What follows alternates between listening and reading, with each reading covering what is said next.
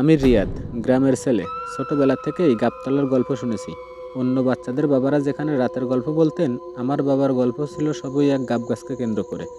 বাবার দাবি, ওই গাছের নিচে নাকি রাত ৩টার দিকে একটা অদৃশ্য ছায়া হাঁটাহাঁটি করে। প্রথমে শুনে ভয় পেতাম, কিন্তু বড় হতে হতে ভাবতাম এ তো মানুষের বানানো গল্প, এমন কিছু সত্যি হয়নি কখনো। কিন্তু সেই ভাবনাটা ভুল প্রমাণ হতে খুব বেশি সময় লাগেনি। ঘটনাটা গত বর্ষাকালের।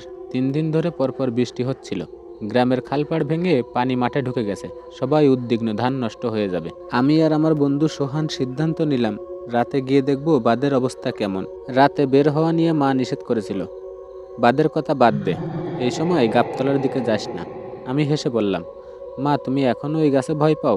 মা শুধু বলল, যা খুশি ভাব, কিন্তু ওই গাছের কাছে রাত নামলেই কিছু ঠিকঠাক থাকে না। আমরা দুইজনই টর্চ আর লাঠি নিয়ে বের হলাম। রাস্তায় পানি হাঁটু পর্যন্ত। ঠান্ডা বাতাস কেমন যেন গা ছমছম করে তুলছিল। তবুও আমরা হেসে খেলে এগোতে লাগলাম। দূরে গাবতলার দিকটা কেমন যেন অন্ধকার। চারপাশে অন্য গাছ থাকলেও একটা গাছ যেন আলাদা। হঠাৎ বেশি কালো, বেশি নীরব, বেশি অচেনা লাগে। গাছের কাছে পৌঁছাতেই বৃষ্টি থেমে গেল। কিন্তু তখন একটা ভয়ানক বিষয় খেয়াল করলাম। চারপাশে ঝিঝি পোকার শব্দ ছিল, কিন্তু গাছটার নিচে এসে সেই শব্দ একদম বন্ধ। যেন ওই জায়গাটার আলাদা নিয়ম, আলাদা বাতাস, আলাদা সময়। হঠাৎ সোহান বলল, দেখেছিস, টর্চের আলো গাছের ওপর ঠিক মতো পড়ছে না। আমি টর্চটা ভালো করে ধরলাম। সত্যিই আলো গাছের কাণ্ড ছুঁয়ে যেন গিলে ফেলছে। অন্য কোনো গাছে তো এমন হয় না। ঠিক তখন ওই উপরের ডালায় হালকা শব্দ হলো। মনে হলো কেউ বা কিছু নড়েছে। পাতার খসখসে শব্দ না, বরং মানুষের হাঁটার মতো। আমি বললাম, হয়তো পেঁচা হবে। সোহান উত্তর দিল, পেঁচা এত বাড়ি হয় নাকি? ঠিক তখন আমরা দুইজন একসাথে দেখলাম গাছের ডাল থেকে একটা অন্ধকার ছায়া নেমে আসছে। স্বাভাবিক ছায়া নয়, এটা যেন কুয়াশার মতো, কিন্তু আবার ধোয়ার মতোও নয়। মানুষের মতো আকৃতি, কিন্তু মুখ নেই, চোখ নেই, শুধু অস্পষ্ট একটা অবয়ব। আমরা দুজনই স্থির হয়ে গেলাম। মনে হচ্ছিল কেউ আমাদের গলা চেপে ধরেছে। চিৎকার করতে পারছিলাম না। ছায়াটা ধীরে ধীরে নিচে নামলো, তারপর গাছের গোড়ায় গিয়ে থামলো। বাতাস ঠান্ডা হয়ে গেল, এত ঠান্ডা যে শ্বাস নিতে কষ্ট হচ্ছিল। এইবার ছায়াটা হাত তুললো, কিন্তু সেই হাত মানুষের মতো নয়, লম্বা সরু কঙ্কালের মতো। সেই হাত সোজা আমাদের দিকে উঠালো। সোহান আমার হাত চেপে ধরলো। আমরা দৌড়াতে শুরু করলাম। পিছনে শুনতে পেলাম কেউ যেন গাছ থেকে লাফ দিল। কাদা মাখা মাঠ কেঁপে উঠল।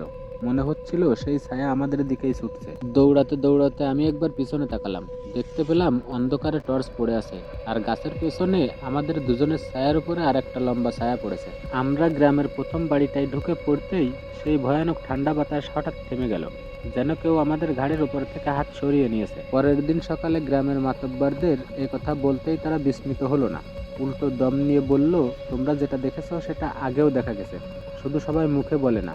তখন আমরা জানতে পারলাম গাছটার আসল গল্প। প্রায় ২০০ বছর আগে গাবতলার নিচে নাকি একজন ডোম মহিলাকে নির্মমভাবে হত্যা করা হয়েছিল। তাকে মিথ্যা অপবাদ দিয়ে গ্রামের লোকেরা গাছের সঙ্গে বেঁধে পিটিয়ে মেরে ফেলেছিল। মরা অবস্থায় তার দুটি চোখ খোলা ছিল, আর মুখে হাসি ছিল।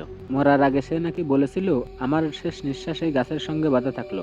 রাত হলেই আমার ছায়া কেড়ে নেবে যাদের সাহস আছে আমার কাছে যাওয়ার। তারপর থেকে রাত ৩টায় গাছের নিচে কেউ গেলে একটি কালো ছায়া তাদের অনুসরণ করে। অনেকে নাকি গাছের নিচে গিয়ে পাগল হয়ে গেছে। কেউ নিখোঁজ, আর কেউ গুরুতর অসুস্থ হয়ে ফিরে এসেছে। আমাদের রোগ হলো না ঠিকই, কিন্তু কয়েকদিন জ্বর ছিল। রাতে ঘুমালে মনে হতো কেউ যেন গাছের ডালের মতো লম্বা হাত দিয়ে আমাদের ধরে রেখেছে। ৩ মাস পর আবার বর্ষা এলো, কিন্তু তারপরে আর কখনো গাবতলার কাছে যায়নি। আমরা যে ছায়াটা দেখেছিলাম ওটা মানুষের ছায়া ছিল না, ওটা ওই গাছেরই আত্মা। ওটা যার দিকে তাকায় তার মনে দিনরাত ভয় জন্মায়। ঘুমের মধ্যে গাছটা আজও আর নিজের কাছে অন্ধকারে অচেনা দাঁড়িয়ে। দিনের বেলায় শান্ত, রাতের বেলায় অন্যরকম। গ্রামের লোকেরা এখনো বলে, মরা গাবতলার ছায়া কারো গায়ে লাগলে সে আর আগের মতো মানুষ থাকে না। আর আমি আজও রাত যখন হাওয়ার শব্দে জানলার কাছ কেঁপে ওঠে, মনে হয় কেউ ডাল থেকে নেমে এসে ফিসফিস করছে আর বলছে, ফিরে আয় গাবতলার নিচে। বন্ধুরা, গল্পটি কেমন লাগলো অবশ্যই জানাবেন।